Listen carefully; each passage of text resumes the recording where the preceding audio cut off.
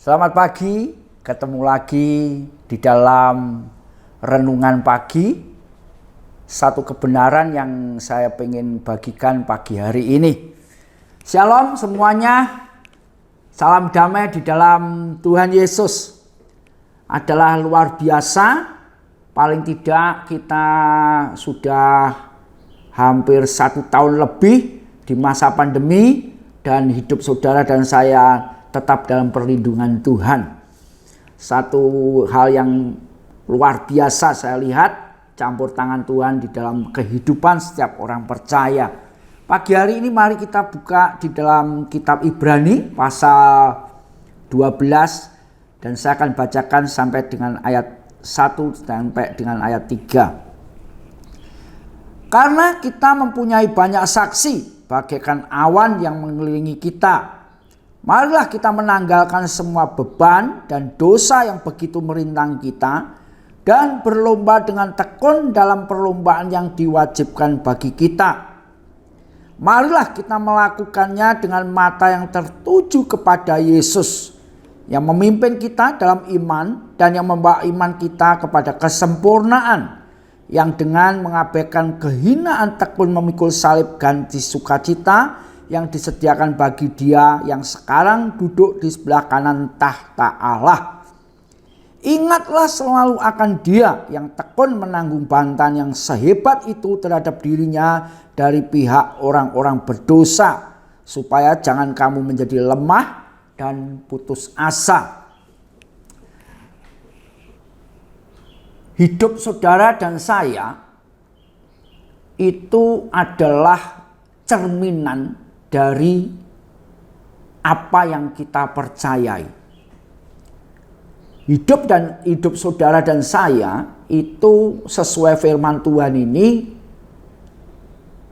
dilihat, diperhatikan oleh banyak orang selagi kita masih hidup, saudara. Dan ini sebenarnya kalau hari-hari ini saya merenungkan, ini menjadi memicu semangat untuk hidup kita ini di dalam Tuhan semakin hari harus semakin baik. Semakin hari semakin sungguh-sungguh di dalam Tuhan. Kenapa? Karena hidupmu dan hidupku itu dilihat orang lain.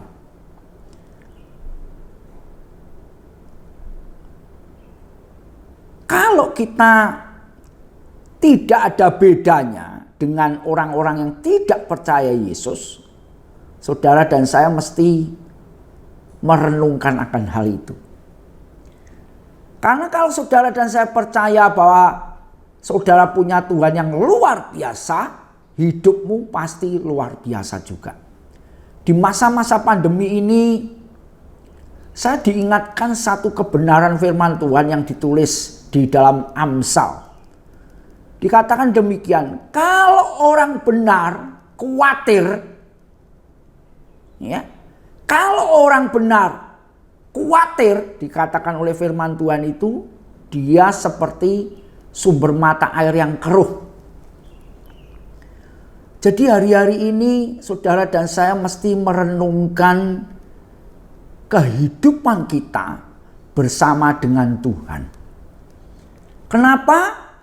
Karena kalau kita benar-benar percaya, ya, benar-benar percaya, saudara, bahwa kita punya Tuhan yang luar biasa, percayalah, keadaan dunia ini menggoncang kayak apapun, saudara akan tetap tidak tergoncang. Kenapa? Karena saudara percaya bahwa saudara punya Tuhan yang luar biasa. Nah, ini menjadi perenungan saya hari-hari ini. Oleh sebab itu kitab Ibrani ini menulis, saya ulang baca, karena kita mempunyai banyak saksi bagaikan awan yang mengelilingi kita. Jadi hidupmu dan hidupku itu benar-benar harus menjadi kesaksian. Ini mesti jadi menjadi gairah di dalam hidup kita. Saudara dan saya berkata kepada dirimu masing-masing, hidupku ini menjadi saksi bagi banyak orang. Apapun profesimu, apapun, entah engkau sekolah, entah engkau bekerja, entah engkau berdagang sendiri, semuanya yang kita lakukan itu menjadi kesaksian hidup di mana kita percaya kepada Yesus. Dan aku sangat menyedihkan kalau kita mendengar Yohanes narkoba, Matius menipu. Namanya nama-nama Kristen, tapi hidupnya tidak menjadi kesaksian. Sekali lagi, biar pagi hari ini kalau kita mendengarkan kebenaran ini, kita mulai benar-benar berbenah diri, saudara. Saya hari-hari ini membaca firman, saya semakin diyakinkan bahwa hidup ini kalau tidak semakin dekat dengan Tuhan, saudara akan terseret oleh arus dunia ini, dan saudara semakin lama semakin tidak tahu bahwa saudara dan saya punya Tuhan yang luar biasa. Pola pikir kita, tindak tanduk kita, perkataan kita, semuanya tidak mencerminkan kalau kita ini punya Tuhan yang luar biasa. Terus ayat selanjutnya dikatakan begini. Marilah kita menanggalkan semua beban. Semua orang hidup pasti menanggung beban masing-masing. Ada yang bebannya ringan tapi bagi dia berat. Ada yang tanggungannya berat tapi karena dia sanggup dia anggap itu ringan. Tapi semua selama kita hidup, kita ini punya beban masing-masing. Dan kalau kita sadar bahwa beban itu menghalang-halangi kehidupan kita, perintah Tuhan, firman Tuhan ini mengatakan tanggalkan beban itu. Dan terlebih saudara dikatakan di sini, dan dosa. Saya kembali merenung akan satu kebenaran di dalam Perjanjian Lama. Kalau kita membaca banyak kisah di dalam Perjanjian Lama, dosa itu adalah satu hal yang sangat-sangat mengerikan. Dosa itu akan benar-benar memisahkan diri kita dengan Tuhan. Tapi karena begitu besarnya kasih Tuhan kepada kita, Dia beranugerah supaya kita ini benar-benar oleh anugerah Tuhan, oleh pertolongan Tuhan, kita sadar bahwa dosa itu kalau kita tidak tanggalkan juga, itu akan memisahkan kita dari Tuhan. Dan ayat selanjutnya mengatakan begini. Dan berlomba dengan tekun dalam perlombaan yang diwajibkan bagi kita. Jadi bagi seorang percaya ada perlombaan di dalam hidup ini, saudara. Saya percaya ini bukan perlombaan seperti perlombaan apa olahraga gitu, enggak. Tapi ini perlombaan iman di dalam Tuhan. Dan ini benar-benar wajib buat semua orang yang percaya kepada Yesus. Ya. Kalau saya boleh ngomong begini, kita ini semua berlomba, tujuannya adalah Yesus Tuhan. Ya. Dan di dalam perlombaan itu memang ada aturan-aturan yang kita harus tahu persis. Dan aturannya itu adalah kebenaran ukurannya, saudara. Jadi di sini pagi hari ini saya memberitakan, sadarilah bahwa hidupmu dan hidupku ini hidup di dalam perlombaan. Entah engkau diam saja, entah engkau sadar bahwa hidup ini perlombaan, mau tidak mau, satu saat nanti kita mesti menuju akhir dari tujuan perlombaan, yaitu ketemu Tuhan. Oleh sebab itu firman ini biar pagi hari ini menjadi perenungan saudara dan saya. Sadarilah bahwa hidupmu dan hidupku hari-hari ini adalah hidup dalam perlombaan. Dan itu perlombaan yang wajib, tidak bisa ditawar. Ya.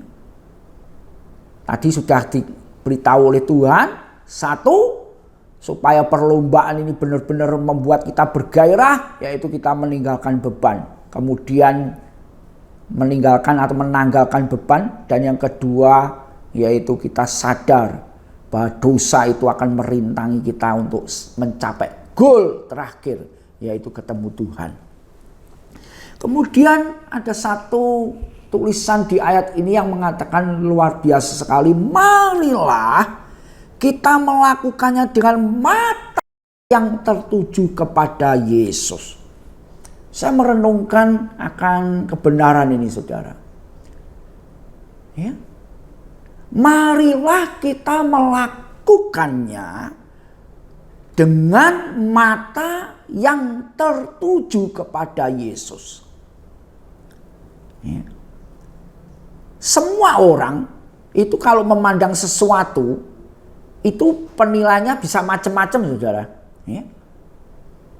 Nanti si A bisa melihat sisi ini, si B bisa melihat sisi ini, si C bisa melihat sisi sana, begitu. Ya, semua orang punya pandangan melihat sesuatu, punya penilaian yang berbeda. Dan pagi hari ini ketika saya merenungkan, ketika kita berlomba dan Tuhan menganjurkan, ayo mata kita harus tertuju kepada Yesus. Pertanyaannya, apa yang kita lihat dari Yesus? Ini penting, saudara. Ya. Coba kita merenungkan, selama ini apa yang kita lihat dari Yesus? Kasihnya, mujizatnya, penyertaannya, atau yang lain? Ya, ini benar-benar harus menjadi perenungan saudara dan saya hari-hari ini. Karena sekali lagi semua kita diperintahkan dalam perlombaan ini, mata kita harus tertuju kepada Yesus. Dan saya berdoa supaya ketika kita memandang Yesus, kita benar-benar bisa menatap mata Yesus Tuhan. Ya.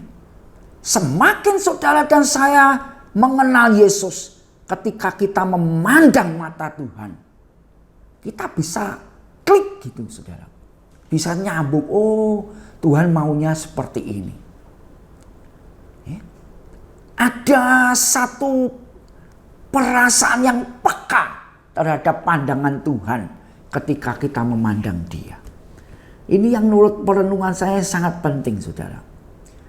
Jadi biar hari-hari ini setiap kita satu sadar bahwa kita ini hidup disaksikan banyak orang. Yang kedua, kita menanggalkan beban dan dosa. Yang ketiga, kita memandang kepada Yesus Tuhan. Kemudian yang keempat ini yang penting, saudaraku. Ayat 3 dikatakan begini, ingatlah selalu. Ya.